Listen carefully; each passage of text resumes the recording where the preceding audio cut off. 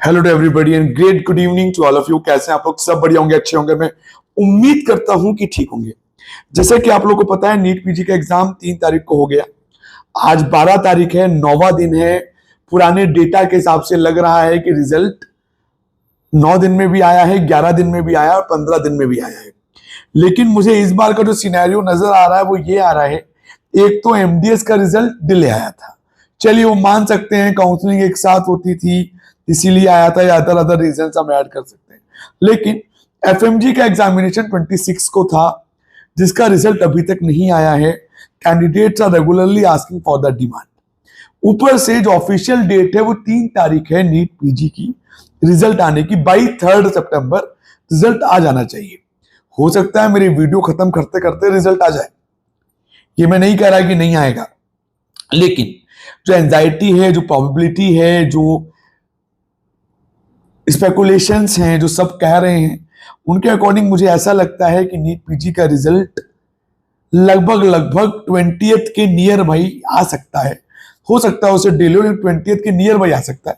आजकल में आ गया तो लगभग ही चांस है, लेकिन मुझे नहीं लगता कि आएगा। इसके अलावा अगर हम बात करें कट ऑफ कैसी रहेगी, there are so many rumours. कुछ कह रहे हैं 2023 तक के जैसी रहेगी, कुछ कह रहे हैं 2022 जैसी रहेगी। लेकिन मेरे अकॉर्डिंग 2023 का पेपर भी अगर हम देखें तो इस पेपर से थोड़ी सी सिमिलरिटी है, लेकिन थोड़ा सा फ्लक्चुएशन रहेगा। मुझे ऐसा लगता है कि इस साल जो रैंक रहेगी वो इन्फ्लेटेड रहेगी कंपेयर टू लास्ट ईयर। जिन लोगों को 1-to-1 काउंसलिंग लेनी है, जिन्हें पेड गाइडेंस के बारे में जानना है, जो गाइडेंस लेना चाहते हैं आफ्टर रिजल्ट, बिफोर रिजल्ट, वो डिस्क्रिप्शन में दिए हुए गूगल फॉर्म को फिल कर सकते हैं और वहां से वो हमसे कम्युनिकेट कर सकते हैं 1-to-1, जिसमें हम उनको पूरा गाइड करेंगे क्या लेना है, क्या नहीं लेना है और कैसे चीजों को लेके चलना है। इसके अलावा अगर हम बात करें तो नीट पीजी की काउंसलिंग अभी तक तो पुराने पैटर्न पे ही लग रही है। कोई नए चेंजेस होंगे तो वी विल अपडेट यू। आपको ब्रांचेस पहले चूज कर लेनी है, कॉलेजेस की रिसर्च करनी होती है। आप चाहें तो अपने सीनियर से, कलीग से, JR1, JR2, JR3, SR से बात करके कॉलेजेस की रिसर्च कर सकते हैं। क्या क्या रिसर्च करनी होती है? एकेडमिक कैसा है, पेशेंट फ्लो कैसा है, हैंड्स ऑन कैसा है, फर्स्ट ईयर में है, सेकेंड ईयर में है, टॉक्सिसिटी कैसी है, रेडियो जैसी ब्रांचेस के लिए कौन कौन सी मशीन्स हैं, अगर मशीन है तो वर्किंग है या नहीं है, या नंबर ऑफ केसेस कितने होते हैं। इन सब का आपको एक स्पेकुलेशन निकाल लेना है, तभी जाके आपको ये एग्जैक्ट आइडिया लगता है कि कॉलेज कैसा है। अगर आप पेड गाइडेंस लेते हैं किसी एक्सपीरियंस काउंसलर से तो आपको गुड टू बैड की लिस्ट मिलती है।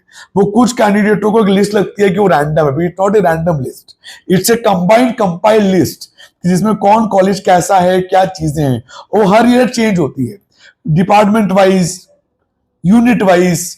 फैकल्टी चेंज हो गई, डिपार्टमेंट चेंज हो गया, वेल डेवलप्ड हो गया, कुछ नई चीजें आ गई, कोई फैकल्टी चली गई जो टॉक्सिक थी, इस हिसाब से भी चेंजेस होते हैं। इसके अलावा आपको कहां कहां अप्लाई करना चाहिए, कौन कौन सी state, open states. What is open states? Open state वो होती हैं जहां पे आप प्राइवेट कॉलेज के लिए कहीं भी जाके किसी भी स्टेट में अप्लाई कर सकते हो, वो ओपन स्टेट है। जैसे Maharashtra, it's a close state, जिनका यूजी महाराष्ट्र से वही कर सकते हैं, डोमिसाइल वो भी नहीं कर सकते। गुजरात, जिनका यूजी गुजरात से वो वही कर सकते हैं। उड़ीसा, जिनका यूजी उड़ीसा से है, गवर्नमेंट कॉलेज हो या हाईटेक से हो, वो कर सकते हैं।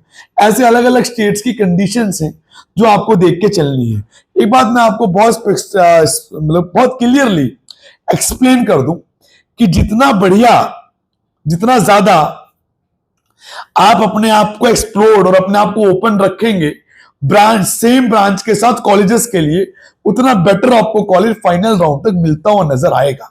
ये बात कोई नहीं सोचता, कोई नहीं समझता, क्योंकि अपग्रेडेशन राउंड 1 से राउंड 3 तक है। तो आपको ये देखना है कि आप कहां मेंटली सेटल होते हैं। लास्ट मेरे साथ ऐसा हुआ कि कुछ कैंडिडेट थे जिन्हें बाद में अच्छे कॉलेज मिल सकते थे, लेकिन उन्होंने पहले ही सीट ले ली और वो रिस्क नहीं लेना चाहते थे, क्योंकि रिस्क लेना भी एक फैक्टर इंक्लूडेड है कि अब रिस्क लेंगे तो कितना फैक्टर इंक्लूड करेगा, वो आपको सीट लेने में कितनी हेल्प करेगा। लेकिन वो कई नहीं करते और बाद में वो ब्लेम काउंसलर्स पे आता है। और मेरे पे तो कई बार आया है ब्लेम कि आपने बताया नहीं। अरे रिस्क लेने की कैपेसिटी होती है, already fill the Google form कि आपको रिस्क लेना है नहीं लेना, आप लिखते हो नो, तो वी कैन प्ले सेफ ना, ऐसी चीजें हैं। इस बार जो शिकायत होती है कि हम कॉल्स नहीं उठाते, हमने उसके लिए बाकायदा एक पूरा बैकअप रेडी कर लिया है। इस बार हम कोशिश करेंगे कोई भी कॉल मिस नहीं हो, और जो भी मिस कॉल्स होंगी उसमें रिवर्ट कॉल आपको तुरंत विद इन 4 to 5 आवर्स आ जाएंगी। ऐसा हमने पैटर्न रेडी किया है। और पेड गाइडेंस के लिए हम लिमिटेड स्लॉट लेते हैं हर साल, और पूरी कोशिश करते हैं सबको सीट मिले। सीट्स काफियों को मिलती भी है, कुछ को ड्रीम नहीं मिलती, कुछ को सेकंड ब्रांच मिलती है, मिलती भी है। लेकिन we are not giving any bluff, we are not doing any fraud कि इतने रुपए ले लिए और ये हो गया और वो हो गया। इसके लिए हम बहुत क्लियर हैं और बहुत फंक्शनल हैं। भले लोग हमारे बारे में टेलीग्राम पे कुछ भी बोलें, लोग हमें कितना भी ट्रोल करें, डजंट मैटर फॉर अस, लेकिन हम देखते हैं, उसके लिए हमारी टीम है बाकायदा जो ये देखती है कि हम कितना ट्रोल हो रहे हैं, कि जिससे हम कितने ज्यादा और रीचेस हमारी बढ़ रही है, हम उसको भी जरूर कैलकुलेट करते हैं। कोई डाउट है, कोई कंफ्यूजन है, गिवन नंबर पे कॉल और व्हाट्सएप कर सकते हैं आप 9675200801, 9690796426 ये हमारा व्हाट्सएप का नंबर है, और 9211313304, 9211313306 ये कुछ नंबर्स हैं हमारे, आप इनको नोट कर सकते हैं। इंस्टाग्राम पे हमसे ज्वाइन हुई, हमें फॉलो करें, we will get regular update there from day one onwards. So bye bye, take care, have a great day, bye bye.